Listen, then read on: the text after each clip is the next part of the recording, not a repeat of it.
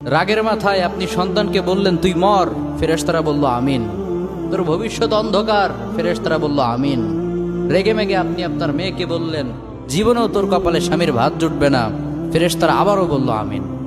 আচ্ছা, আপনি না সেই ব্যক্তি যে তার নিজের জীবনের চাইতেও সন্তানকে বেশি ভালোবাসেন? আপনি না সেই ব্যক্তি যে তার সন্তানের জন্য হাসতে হাসতে নিজের জীবনটাও দিয়ে দিতে পারেন? আপনি না সেই ব্যক্তি যে আল্লাহর কাছে নিজের চাইতেও সন্তানের জন্য বেশি দোয়া করে? তাহলে কি করে নিজের হাতে নিজের সন্তানের এত বড় ক্ষতি করতে পারলেন? Doesn't make any sense. Common sense বলতে কিচ্ছু নাই আপনাদের? আপনারা কি জানেন না আপনাদের রাগের মাথায় বদদোয়া করাগুলো ফেরেশতারা আমিন বলে? দাওয়াতুল ওয়ালিদ আলা ওয়ালাদি, বাবা মা তার সন্তানের জন্য যেই দোয়া করে সেটা ভালো হোক কিংবা বদদোয়া হোক, আল্লাহ সেটাই কবুল করে নেয়। এজন্য খবরদার, নেভার কার্স ইউর চিলড্রেন। রাগের মাথায় কখনো সন্তানকে অভিশাপ করবেন না। খুব বেশি রাগ উঠে গেলে তার জন্য উল্টা